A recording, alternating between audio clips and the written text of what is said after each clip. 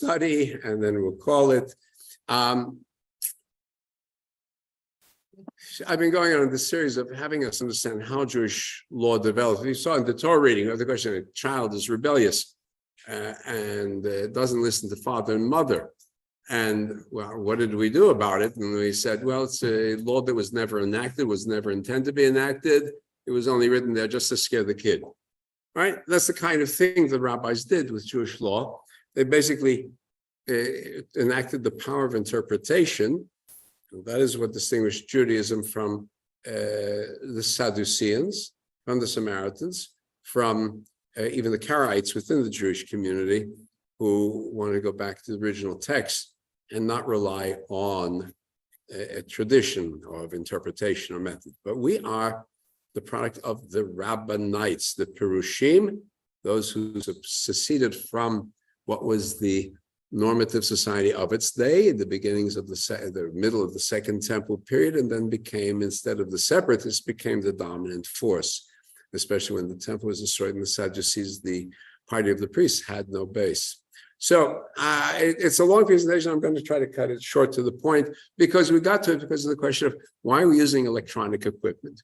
On what basis? Because Shabbos, you don't light a match, you're not supposed to use fire. Is it? Is it not? Right? And it's a mute point, since we've been using microphones for, it must be near 100 years in synagogues, in conservative synagogues certainly, and even some Orthodox synagogues where the system is turned on in advance, it's been used, but nobody's supposed to know that. But it's a long story. It was in South Africa, and they got the permit from the rabbinate in Israel that would not allow it in Israel itself. So, but to my point, yeah.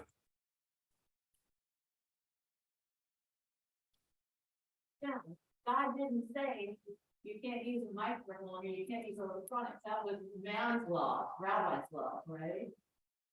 What did God actually tell us? Oh, we have a big problem. So that's what I'm going to get to exactly. So we have a problem with Shabbat. What's the problem with Shabbat? The Mishnah already discusses it. It says, Heta Nedarim, we have this practice of absolving oaths, Porchim Ba'avir, float around in the air. It's like a law that has no basis at all. No basis. God didn't tell us anything about that. We have laws. Hilchot Shabbat, Chagigot v'Meilot. The laws about Shabbat and Chagigot, the festival offerings and the abuse of sacred property. We have Hararim, Tlim B'Sa'ara. We have lots of laws hanging from one hair. I mean, the biblical base is very, very thin on all of these. Finally, Hadinim Avodot Vatarot, when it comes to civil and criminal law and the temple worship and ritual purity, now we have a lot of biblical laws and we have a lot of practical laws. And Gufei Torah. So that's really the core of the Torah, because there we know what we're talking about. So really it is a problem. It is a problem because the first chapter of the creation, Bereshit, says on the seventh day God rested, and the Ten Commandments makes a big deal of it. So it's very important. But what are we supposed to do about it? Well, we do have the prohibition of gathering manna. That's number one. Number two, leaving one's home on Shabbat and baking. That's in right there before the Ten Commandments, as soon as they get out of Egypt. We've got this generic rule of rest in the Ten Commandments and a rule about lo tavaru eish, you shouldn't have fire. Doesn't mean not have fire. Light a fire or have a fire going? It doesn't explain. We have the words melacha, which says labor for what you're not supposed to do on holidays, and kol melacha, all kinds of labor on Shabbat. There's a distinction. Yeah. No instructions. It's done. So we do have another, that's it. We do have a story of a man who gathers kindling wood on Shabbat. But we're not told if he's violating Shabbat because he's just picking up sticks from the ground or because he's actually cutting up and chopping up trees to do it. We're not told. And we do have a vague reference. Isaiah talks about, don't talk about business, chase after business, call Shabbat a delight. Isaiah. Jeremiah talks about not moving objects around. There is a description of riding to the prophet Elisha as a common custom on Shabbat, riding on a mule, which would be against Jewish law. And now, so our sages are very disturbed by this. What does it mean then to rest? What does work mean? What does fire mean? Why do we have a different word for work on Shabbat than on a festival? Yeah. Distinction between riding on the mule, which you're not giving an animal a chance. You're right. And riding in the vehicle that is not. Wait, the vehicle is not in the in 10 Commandments, but the mule is in the 10 Commandments. And she's riding on the mule. Well, she's not. She's going to the husband and says, but it's not a holiday and it's not a Shabbat. It's not a Rosh Chodesh. It's not a Shabbat. You're used to going to it. So, obviously, it's undefined. Now we have to define it. We don't like generalizations. The word rest. I don't like just general rest. I want to know, what does it mean? So, what do the rabbis do? We look for hints in the Torah. And where do we get our hints? We took the hints from the description of the building of the Mishkan, the tabernacle. Because every time that we have instructions about building Mishkan, it reminds us on Shabbat, don't do this. 3 times, I think it is, 3 times. Here's what you do, don't do this on Shabbat. You do these, don't do it on Shabbat. So we can generalize. So what do they do in the product? So they derive from this what they call the Avot Melacha, principal categories of labor, which are Arba'im Chaser Achat, 40 minus 1, which adds up to math 39, right? Like the Latin number 9 is 1, the 10, the one before the 10, right? 40 minus 1. So what are they? Right? So we started going through all the different things that would be necessary to make the temple go on. So, for example, agriculture, because you have first fruits. So, well, what do you need for agriculture to do it? Sows, plows, reaps, gathers, up to the final product, which is baking. Then there's clothing, right? They have garments. Well, then from the shearing of the wool to the whitening of it, the weaving of it, stitching, tearing, but not tearing to destroy, but tearing in order to complete a hem. Difference between the two. And then writing instructions. So writing begins with leather. So you start with the first act of leather, trapping the deer, slaughtering it, flaying it, smoothing it, salting the leather, and so on, down to writing 2 letters and erasing in order to write. If you just erase, it's not the same as erasing because you're clearing space for new writing. And if you write 1 letter, it's only it needs 2 letters. What's a letter also? Now, then we go to manufacture, the structure, construction. So one who builds a structure, dismantles it, extinguishes a fire, kindles a fire, because all that's necessary, a hammer and so on. And then finally, transportation, because that's central to commerce. So you carry from one domain to the next domain. All these are the primary categories of labor. So that's how the rabbis come out. They have a system. Now we have a system. Good. Then we break it down. Subcategories, we're happy. What's the underlying principle? Now we need an underlying principle. Why did we pick these?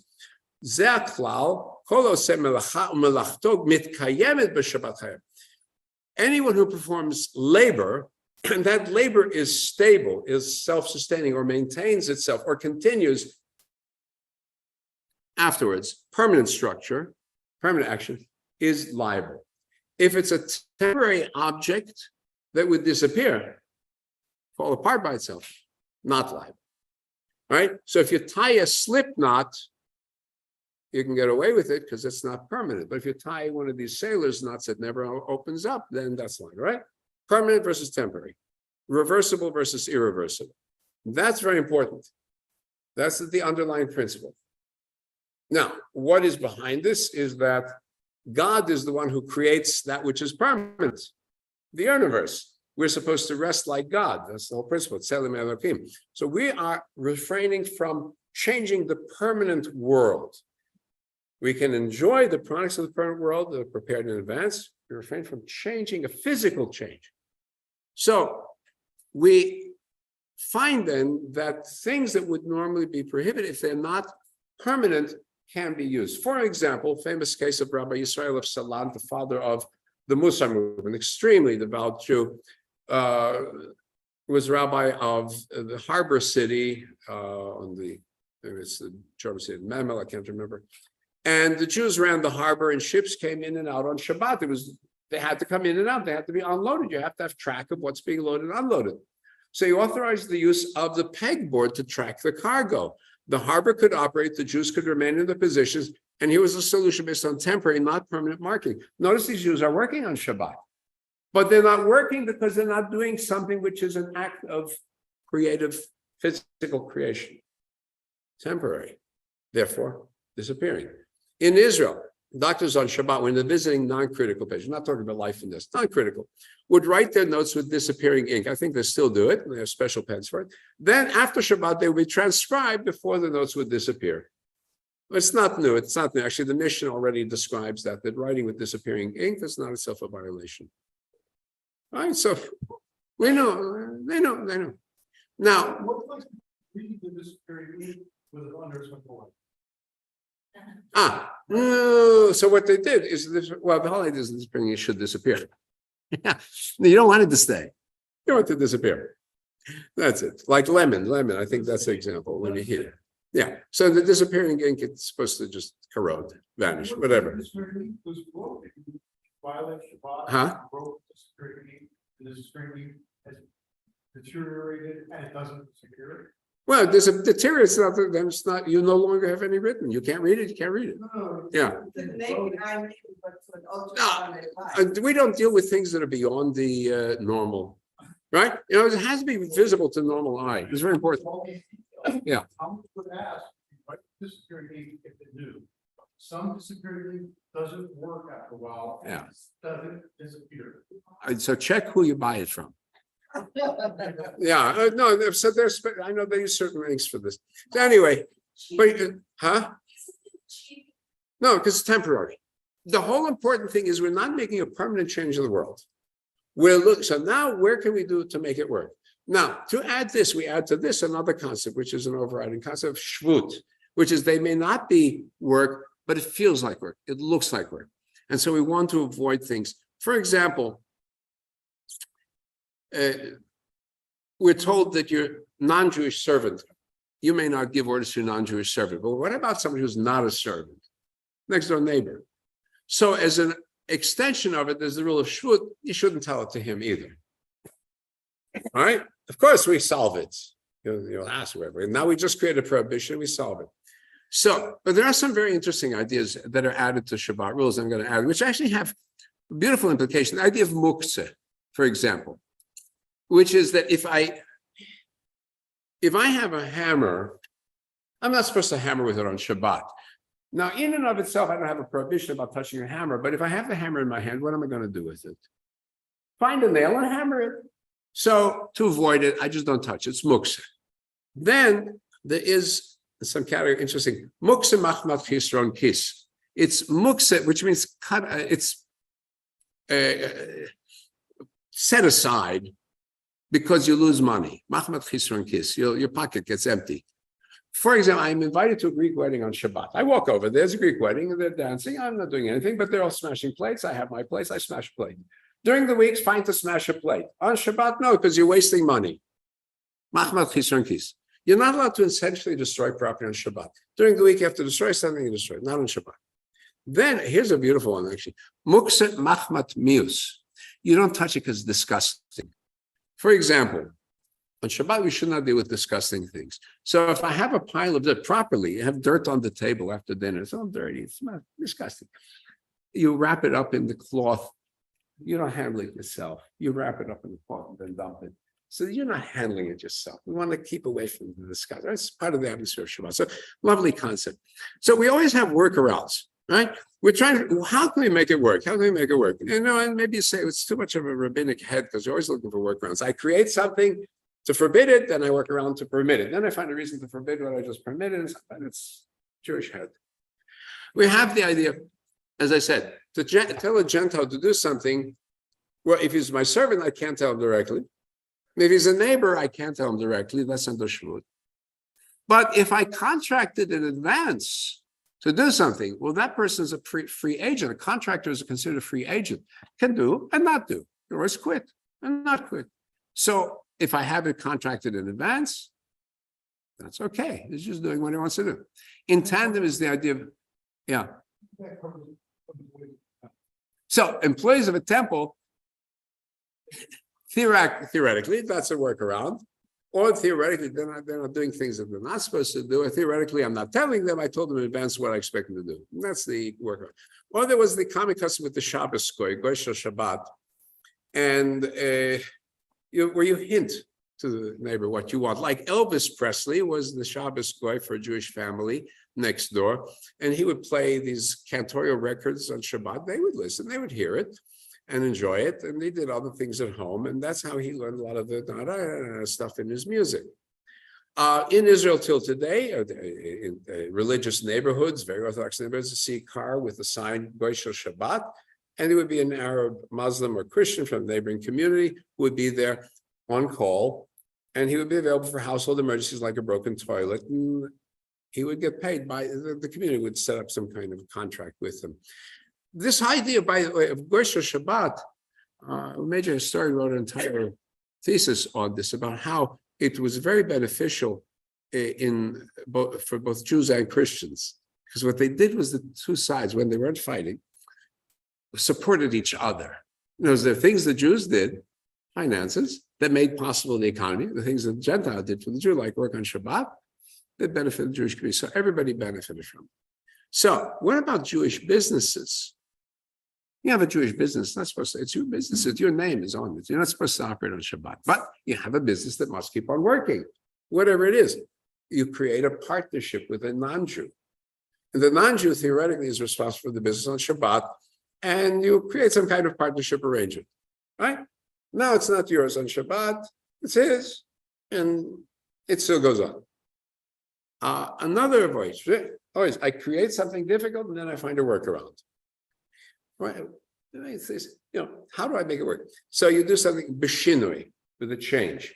So I made a joke last week. You saw me push the light button with my elbow instead of finger. So it was a joke in my rabbinical school. We had Orthodox and non-Orthodox faculty, less Orthodox faculty.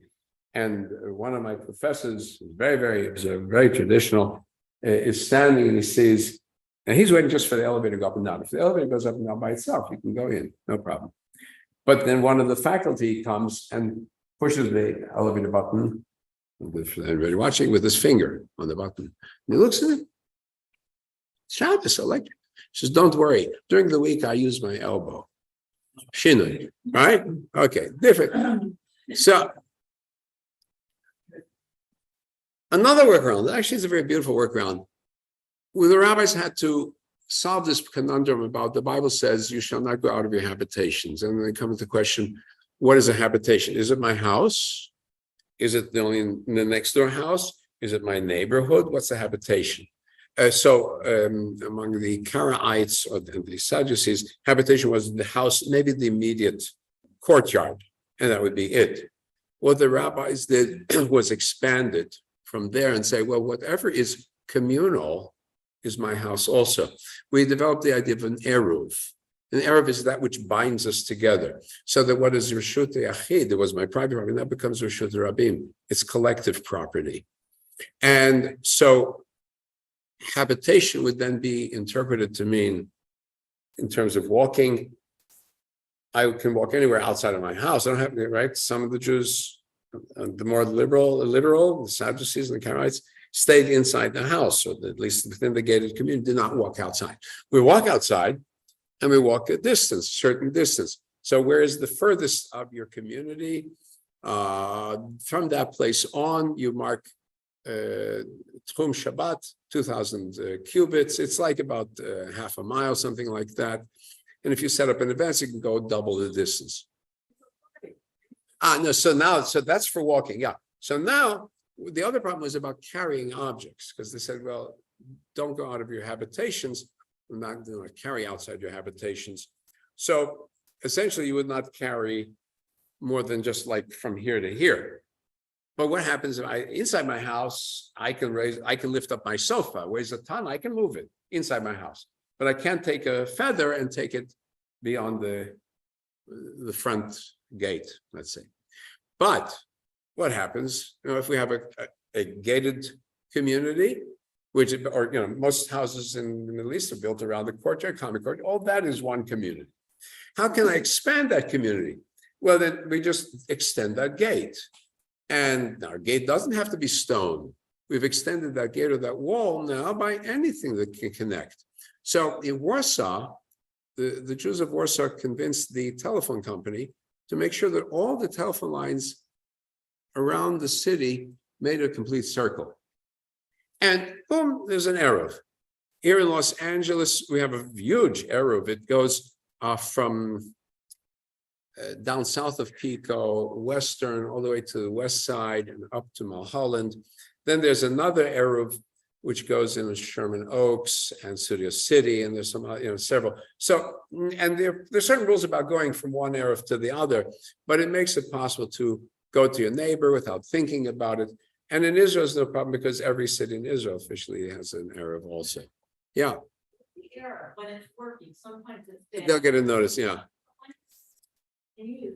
Does that give you permission to carry money?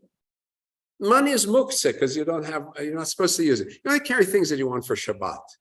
Something that's not a, Carry your child. yeah, you carry your kid, you carry the food because you're going to have dinner together, right? The keys, yeah. That's it. That's right. That's very cool. Right. Huh? Right. So now, So what is with errors, like, there's an error, at least one around the Lower East Side of New York, but I'm with my Orthodox friends and I say, oh, I took my people with me. Yeah. Next time you go back to the temple, you're in the error of it's in the temple. Because you bring us back, they go, we don't recognize any of the errors. so they're really from. I don't know what happens to the status of them. They're not. Yeah. Yeah. I don't know. Manhattan, because it's an island. I have checked the certain rules about islands. What may be involved in that? Is everybody really part of your family? Do you have permission from everybody in the area? They believe that I think you need permission from everybody in the area. Consent, mutual consent. More than consent. Something about they have to sell their property has to be sold to the selective temporarily. No, I never saw anything like that. There are certain rules about Eruv in other situations where you do something for yourself and you do it to benefit other people as long as there's no loss. So that is true, for example, Eruv Tafshir, you're not supposed to cook on Yom Tov for Shabbat, but if you set the one piece of food or two pieces of food before, and you say that's for this Eruv, I'm combining Shabbat with Yom Tov, when I do it for myself, I can do it for everybody else that I'm thinking of. Mezaket Rabbi, and I can do things that benefit the public without telling them. Combination. A combination, right? Bringing together. Huh? Hebrew, yeah, Eruv. Yeah. So the concept itself is a very beautiful concept. We're sharing, a beautiful concept. So when we intentionally are sharing. Now, the question of fire. Is it a combination of something collective fire to land? Well, Eruv means any kind of binding or mixing. For example, the word for evening, Erev, meaning because we are between combining day and night, Erev, which gives us then Ma'ariv west, because west is where the sun sets and the day and the night are meeting, right? So there's all this combination. Kol Yisrael Arivim Zeh Bazeh, all Jews are bound up with each other, right? A shared fate. Yeah. Is that why one of the top Israeli newspapers over the last several decades is called Ma'ariv? Ma'ariv. Is that It's because it's the evening paper. okay? So I'm going to assume it was printed in the evening. I always had a morning paper and an evening paper in every city. So I assume. It's a good question. So, Non-Jews inside era? anybody else doesn't matter. Oh, they don't. Because they're not forbidden, they're not permitted, and not my business. Non-Jew, I have no authority of any kind over a non-Jew, in any activity, in any behavior. And so you walk into their house. If he invites me, if I have to break down the house and he shoots me because I'm an unwanted visitor, that's my problem. All right? Yeah. The kid that was mostly Jewish. Yeah. That's why there was a giant airline. We just walked into. Yeah, inside the same building. Yeah, it's inside the same building. There's no problem. The walls of the building are your collective Arab. Right? That's it. Yeah. Okay. Now, fire. Fire is a big problem, right? It says, Lo tivaru eish, because that's what takes the electricity, and then we'll wrap up. Lo tivaru eish b'chol moshvatechem. It says you should not light a fire, or you should not have a fire in all your dwelling places, b'yom Shabbat. The word ba'ar, bet ayin resh, fire, is it a active or is it intensive, causative? Good question, right? If it's active, you shall not lie, you shall not light. Lighting. Lo tivaru eish, the causative, you should not create a situation where the fire is going on. Well, so the Tzaddukim, the Sadducees, party of the high priest, and also the landed nobility, said there should be no fire burning. And it was continued later by Karaites, as neither party accepted the tradition of the methods of the Pharisees, the rabbis. So you could have warm food by burying it in the sand because you're on the coast, for example, where the rich people lived, and the warm ground kept heat and they had hot food even in the winter. Or you might have dead coal, so the coal is no longer burning what you had in the ground. Right? And that's the origin of what we call chamin in the Hebrew. Sephardic Jews use the word chamin. Ashkenazic Jews, cholent, from the French or Latin roots, chaud, hot, lent, slowly, cholent. Right? Dark is dark, right? Now, Karaites also have a little workaround about darkness, but they generally also don't use any kind of lighting except for a little They use a little emergency light. Just it's a little glow. They're very careful about it. I was looking, yeah. Get around the fire, they have a black.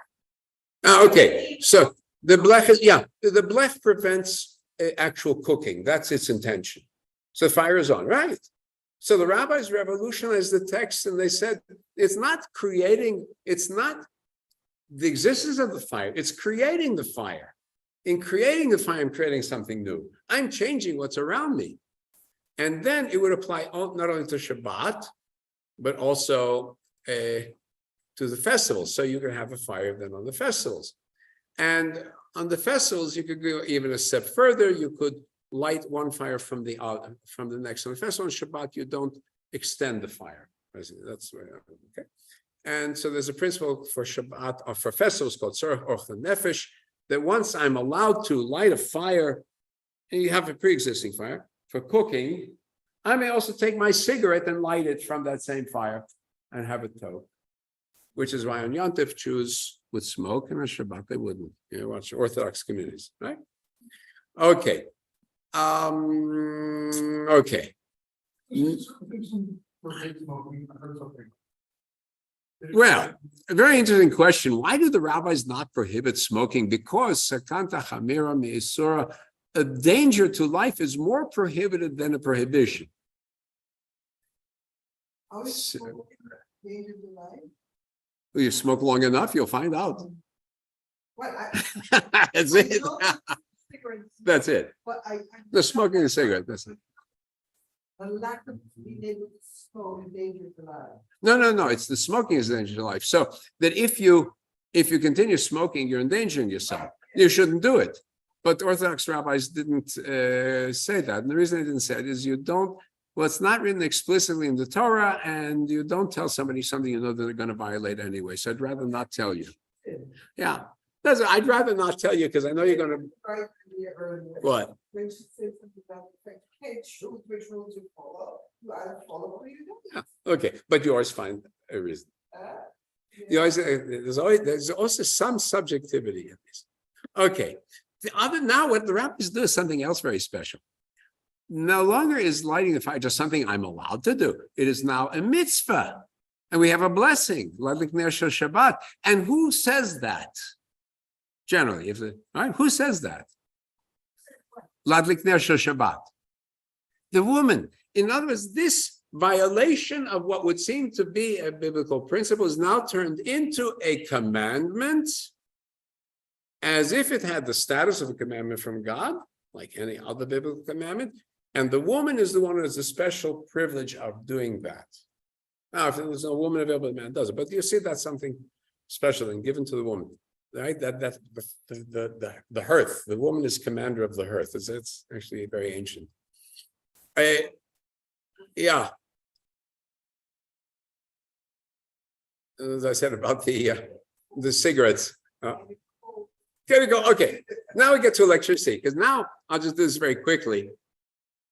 Electricity, especially in a regular incandescent bulb, tungsten bulb or whatever you have it looks bright like a fire, is hot like a fire, and the wires can cause sparks. So is that fire?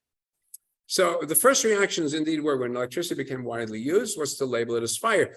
And the idea, if it looks like a duck, swims like a duck, quacks like a duck, it probably is a duck. Or not. So a lot of the rabbis in my Orthodox rabbis began to take a look and say, you know what? It's true, the old filament bulb does give off tremendous heat. So that may be one of the categories of fire. But going back already 60, 70 years ago, famous authority, Rabbi Shlomo Goren, became chief rabbi of Tel Aviv, later chief rabbi of the army, later chief rabbi of the state of Israel. The one that you see in the pictures blowing the shofar at the Kotel, that's Rabbi Goren, wrote an extensive article that electricity does not meet the conditions of fire. He wasn't ready to say you can go and use it, but he says it's not fire, very clearly. Now, he was chosen as chief rabbi because the state thought that he would be very a force in modernizing rabbinic laws, but the Haredim, the Hasidic communities, and the ultra-Orthodox got hold of him, gave him a mental whipping, and so he backed down from a lot of his positions.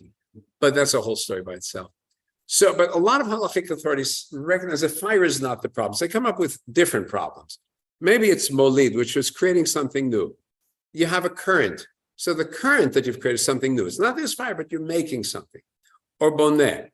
We have, well, there wasn't a circuit before, just wires. Now you've closed it. That's like creating a house. Or makeh batish. It's similar to you're finalizing the work by flicking the switch. They're very, very difficult arguments, and a lot of the rabbis recognize indeed that electricity does not meet the categories of fire because the electron is not a thing. Electric circuit is not a thing. But electricity can lead to a fire. Well, that's lighting a fire. That's a different story. Well, not Look, I have two stones. If I hit them together, I can make a fire too, right? If I don't hit them together, I don't make a fire, right? It can't forbid on an if. That's not sufficient. It can watch out. One category of electricity that's close to rabbinic prohibition would be use of intentional heat, like an electric stove or microwave, to actually cook. Cooking, we say no, because cooking makes a physical change in the meat, in the vegetables. An actual physical change. Molecules break down, you have different chemicals. But the food disappears. In your stomach. There you go. You hide the evidence. You hide the evidence. All right. So a lot of the arguments about the incandescent bulb disappear with LEDs. There's almost no heat given off of the LED. Yeah. What if it's prepared the day before? Yeah. You put it on an electric, Flatter, warmer. Yeah. warmer or Yeah. something like that. Does that, what is that? So warming, if you're really meticulous, you should leave it overnight on the warming platter. Yeah, well, that's what tradition is. Yeah. But what you do is you do want to make sure if you put it on the warmer that it's not more. I think the idea is it should not go over 110 degrees. That's where it won't burn your skin. Yeah, something like that. Yeah. You need to put all the food next to the pilot light at night for breakfast. And then it would stay warm by itself. Yeah, yeah. So if it's continuing cooking, if you have food that you prepared before Shabbat, it's not cooked, and you put it before Shabbat on the hot plate, and in the morning it's cooked, that's okay. That's cholent. That's the concept of cholent. You are not doing the cooking. You're just setting in motion all the process. All right? So you have not done it directly. It's going on by itself. Right? So by the way, there were rabbis in North Africa that permitted the use of electric lights at the beginning of the last century. Yeah, they actually were. So what I'm getting at is there are workarounds. For example, use of batteries rather than AC/DC current. By the way, AC/DC current, but it's the AC alternating current solved the problem of a circuit because it's there and it's not there. Also, Just like I said, on and on. yeah, so it's there and not there. There are all sorts of workarounds. There are light bulb switches that turn the light on after an undetermined delay. Turn it off after an undetermined delay. Motion detectors for a lot of Orthodox Jews becomes a problem. Now, do you walk through or not? Electric sinks in a bathroom, public bathroom, right? So, and others say, well, look, this is unintended work, and unintended work is not the same thing as intentional work. There's a whole category by that. What But is work supposed to be? The definition of, I mean, I would like to ask the question about the definition. no, so I'm saying if electricity is electricity, then it becomes right. If it's not, yeah. Regarding the definition of work, there's labor. Yeah. Where one gets paid for labor. As opposed to where one is doing activity.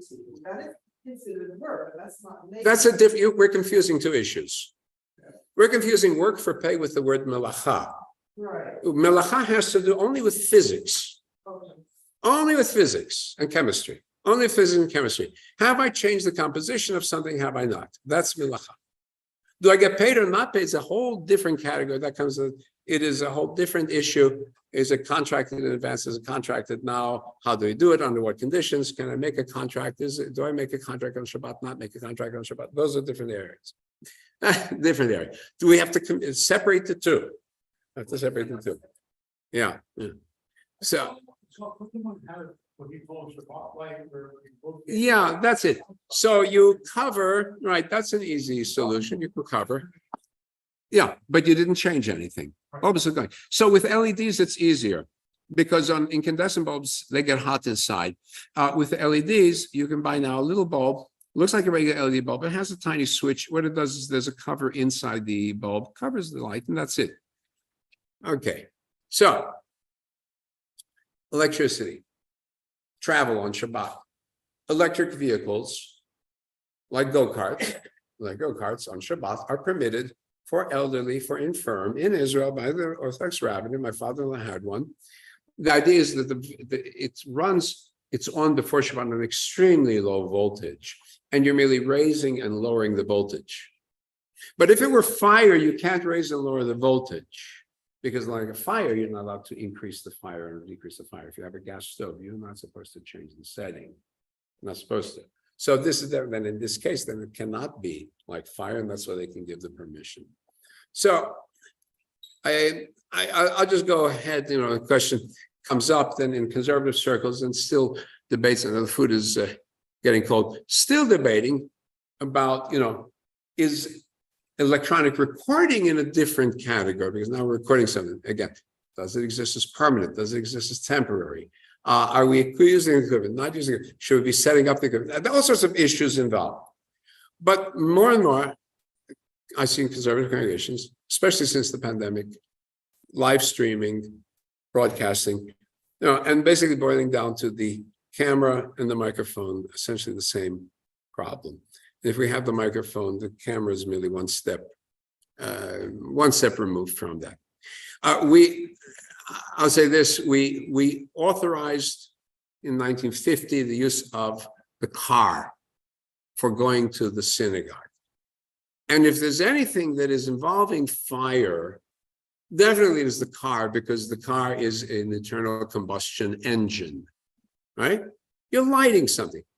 We came out and I saw the tshuvot.